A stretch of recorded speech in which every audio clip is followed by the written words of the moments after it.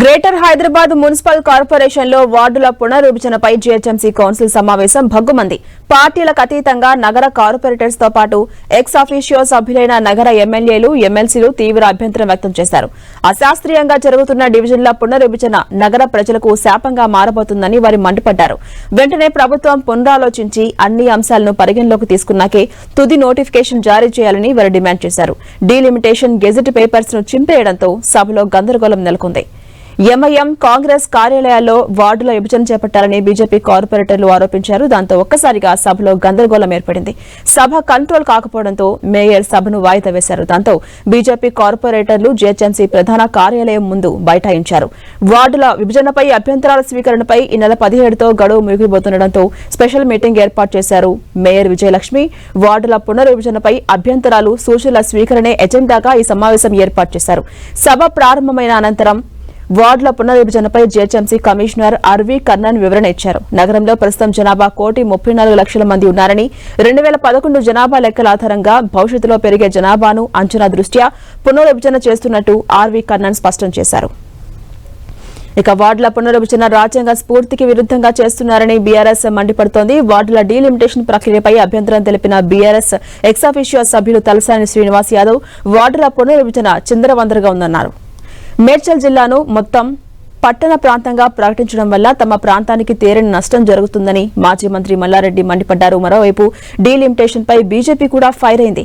Greater Hyderabad లో వార్డుల విభజనపై అభ్యంతరం వ్యక్తం చేసిన బీజేపీ కార్పొరేటర్లు డీలిమిటేషన్ గందరగోళంగా ఉందన్నారు. ఎంఐఎంకు అనుకూలంగా బీఆర్ఎస్, కాంగ్రెస్ పునర్విభజన చేపట్టాయని వారు ఆరోపించారు. వార్డుల పునర్విభజనపై ఇప్పటికైనా కమిటీ వేయాలని బీజేపీ కార్పొరేటర్స్ డిమాండ్ చేశారు. డివిజన్ కు 44,000 మంది ఉండేలా ప్రణాళిక రూపొందించాలని సూచించారు. ఇక వార్డుల పునర్విభజనపై ఎలాంటి సమాచారం లేదన్న ఖైరతాబాద్ ఎమ్మెల్యే దానం నాగేందర్ హైదరాబాద్ పరిసర మున్సిపాలిటీల విలీనాన్ని స్వాగతిస్తున్నామని తెలిపారు. బీజేపీ మాత్రం వార్డుల పునర్విభజనని తీవ్రంగా వ్యతిరేకించింది. ఈ క్రమంలోనే కౌన్సిల్లో ఉద్రిక్త పరిస్థితులు ఏర్పడ్డాయి.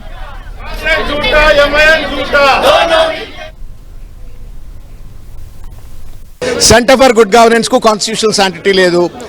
తర్వాత జిహెచ్ఎంసీ యాక్ట్ లో రూల్ నెంబర్ 5 కానీ 4, 5, 6, 7 ఇవన్నీ కూడా వయలేట్ చేసినారు. ఆర్డినెన్స్ 2వ తారీఖు నాడు పట్టుకొచ్చినారు. జియో డిలిమిటేషన్ జియో వచ్చేసి గజెట్ వచ్చేసి 9వ తారీఖు పట్టుకొచ్చినారు.